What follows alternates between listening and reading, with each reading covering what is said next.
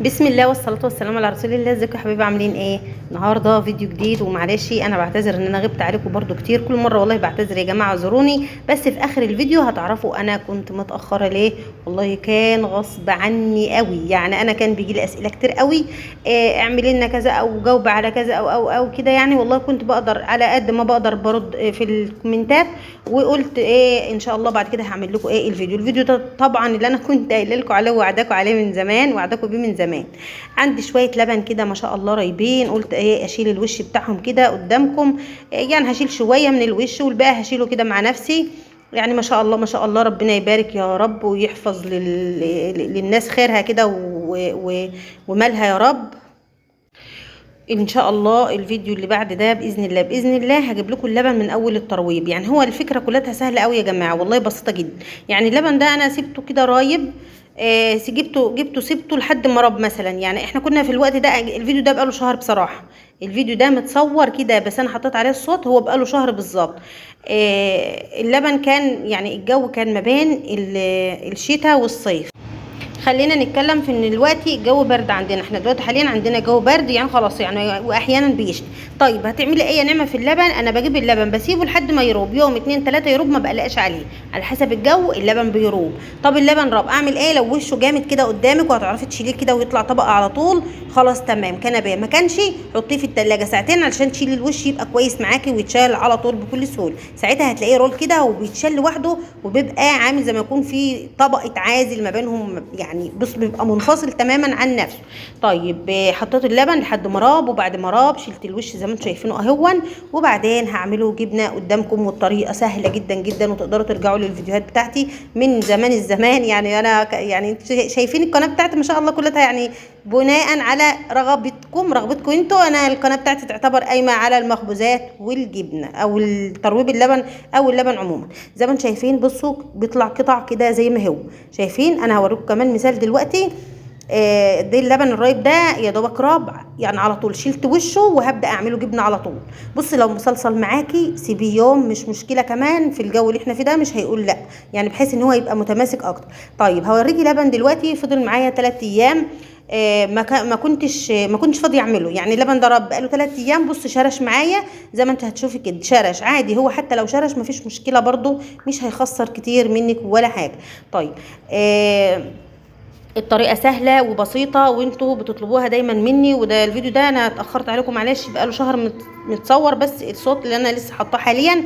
وان شاء الله الفيديو الجاي زي ما قلت لكم هعمل لكم اللبن من اول الترويب قدامكم، هو لسه سايب كده، وهستناه لما يروب. وبعدين هعمل لكم عليه الفيديو برده من اوله لاخره. اللبن جاهز دلوقتي هنعمله جبنه. بس هوريكم حاجه دلوقتي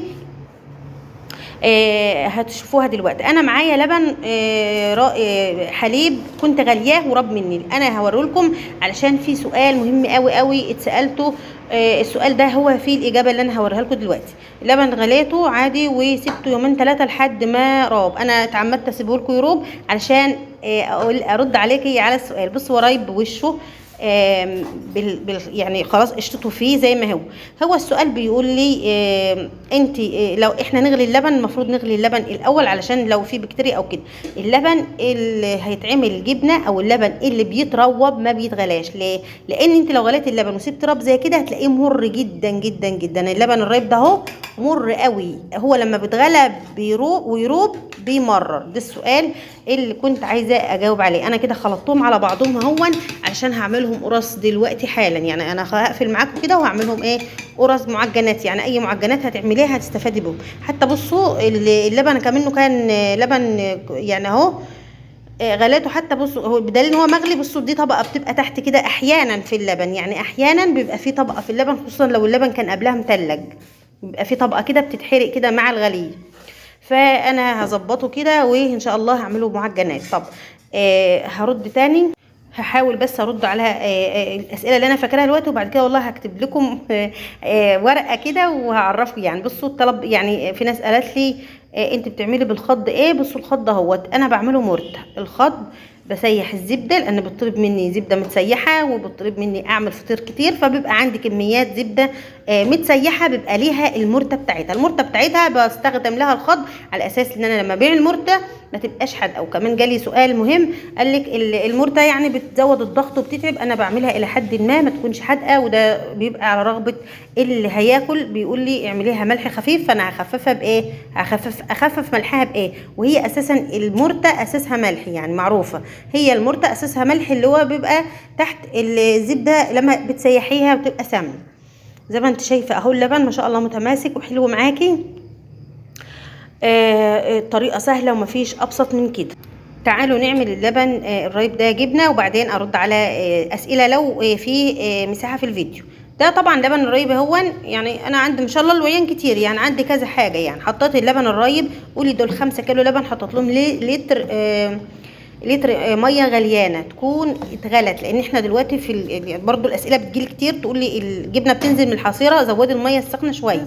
ماشي، انا كده حطيت الميه السخنه ولسه هو في التحضير او في التدفيه بتاعته، اللبن لسه في التدفيه بتاعته، نزلته كده على الحصيره، ما سبتوش اكتر من نص ساعه، يكون لسه دافي. بسم الله ما شاء الله، زي ما انتم شايفين اهو نزلته في الحصيره، وما شاء الله الحصيره بتاعتي كبيره، حطيت فيها كميه كبيره. يعني هم دول مش 5 كيلو، دول تقريبا 10 كيلو لبن. دول بسم الله ما شاء الله 10 كيلو. لو انتوا عارفين الحصيره دي ما شاء الله طلعت 3 كيلو كاملين، بسم الله ما شاء الله 3 كيلو جبنه. يعني انا عملتها من بالليل سبتها للصبح، عملت 3 كيلو جبنه، بسم الله ما شاء الله. الحصيره بتاعتي الكبيره دي 120 سم باين ولا متر وربع. المهم ما تجيبوش الحصيره الكبيره يا ولاد، نصيحتي ليكم ما تجيبوش الحصيره الكبيره علشان بتقصع من الوسط يعني بتتقطم من النص ومش هتفيدكم خالص. هاتوا الحصيره ما تزيدش عن مثلا 80 سم، 80 بتهيألي متر كتير، يعني انا بقيس لكم اللي عندي. فدلوقتي انا عملت ايه؟ حطيت شويه ملح وعصرت كده شمال ويمين. بصوا علقت اهو، انا كده بعلق بس من النبي ما اعرف ايه اللي قلب الكاميرا كده يا ولاد وخلى اللي فوق تحت واللي تحت فوق. المهم ان انا علقت لكم الحصيره كده، علقاها في اي مسمار زي ما تحب. شايفين بسم الله ما شاء الله، ده الجبنه هي بعد ما قطعتها. ده انا كنت عامله بسم الله ما شاء الله في اليوم ده عملت 4 حصاير، دي من ضمن الحصاير اللي انا عملتها بسم الله ما شاء الله. دي الصغيره عشان بس اعرف احطها لكم كده على الرخامه يعني ايه، واقطعها قدامكم. ما شاء الله ما شاء الله ولا حول ولا قوه الا بالله. زي ما انتم شايفين الجبنه متماسكه، انت تبرميها كويس. يعني نسيت اقول لك حاجه مهمه، ان انت لما تحط اللبن الرايب في الحصيره سيبيه يصفي شويه، لان في سؤال جالي مهم جدا من ست برضو محترمه ربنا يبارك فيها، متابعه من المتابعين المحترمين، قالت لي في النص كده بيبقى طري، في النص الجبنه من النص بتبقى طريه. ليه؟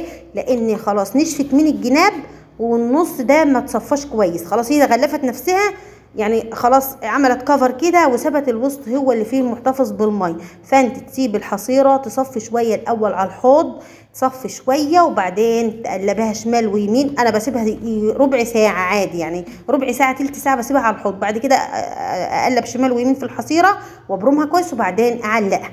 حلو الكلام. زي ما انتم شايفين ما شاء الله الجبنه تحفه، وزبده زبده، هي اصلا زبده. يعني بصي هي الجبنه طالما ترقيد وفي بيتك ونضيفه بتبقى تحسي ان هي اصلا فيها زبده، لان الدسم يعني ما راحش كله، اللبن لسه فيه خير. شايفين بسم الله ما شاء الله القطعه كده متماسكه وحلوه وجميله وحلوه قوي. يعني حتى بصوا من النص حتى ما فيش فيها ايه، ما فيش فيها ميه يعني، ولا تزرد معاكي ولا تشيلها تلاقيها شايلاها في ايدك، مش هتقع مش هتتفرفط منك، لا سليمه بسم الله ما شاء الله. زي ما انتم شايفين تبيعي تاكلي تاكلي اولادك ما شاء الله بالف هنا وشفا، وكمان تعمليه مشروع مربح حلو قوي في البيت بتاعك. يبقى طريقه سهله وواضحه وبسيطه.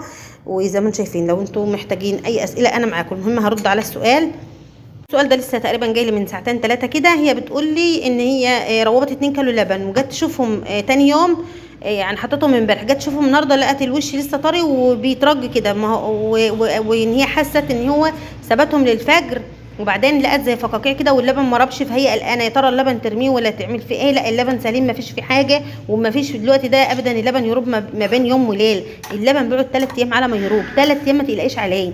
وبعدين بتقول يعني بتقول لي ان في حسيتي ان ريحته اتغيرت، لا هو ريحته ما اتغيرتش، هو اللبن اصلا بيبقى له ريحه. يعني هي الجبنه دي ليها ريحه كده، ليها ريحه الجبنه، واللبن برضو بيبقى ليه ريحه اللبن الرايب. حتى انت بعد ما تخلصي وتعملي جبنتك وتعملي تلاقي تحس ان هدومك ريحتها لبن، ريحتها زبده. فلازم يعني هو انت بتشتغلي فيها لازم بيكون ريحه الهدوم كده لما يعني قصدي اقول لك ان هي الريحه بتبقى موجوده لغايه ما تغيري بقى وتغسلي هدومك تاني، خلاص يبقى الريحه بتروح. فاهماني؟ يعني هي اصلا اللبن له ريحه، ما تقلقيش خالص.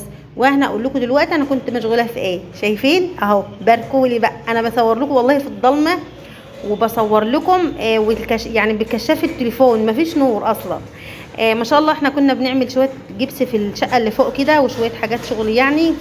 ربنا يبارك يا رب. وده تخصص جبسن بورد يعني، اللي هو جبس ما شاء الله بروفايل ليد. هبقى اصور لكم التشطيب النهائي. بس هو يعني هو اخويا هو دي شغلته، وهو عمل لي البروفايل ليد، وهو اللي فحر له، وهو اللي عمل له الكهرباء بتاعته والاضاءه وكل حاجه يعني. ما شاء الله ربنا يبارك. زي ما انتم شايفين هوريكم كده ايه. انا كنت مشغوله والله بقالي شهر يا اولاد، ما بطلتش خالص. الشقه اللي فوق كانت عايزه شويه تشطيبات وتجهيزات. ما تقولوش بقى ان دي فلوس اليوتيوب، والله ما فلوس اليوتيوب، ده انا لسه ما خدتش حاجه من القناه يعني. بصوا انا بصرف عليها اكتر ما باخد منها.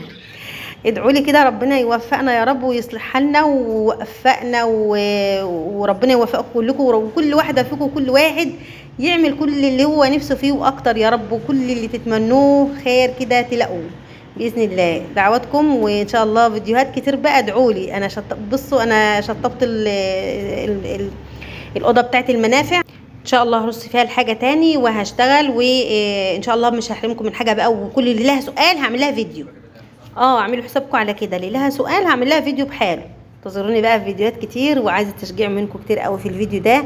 اللي عليكم حطوا لي بقى لايكات كتير، يعني انا استاهل اللايكات يا ولاد عشان اتجدعن شويه. زقوا فيا كده، انا ما بتزقش يعني. بصوا القناه واقفه زي ما هي. اشوفكم بخير، مع السلامه.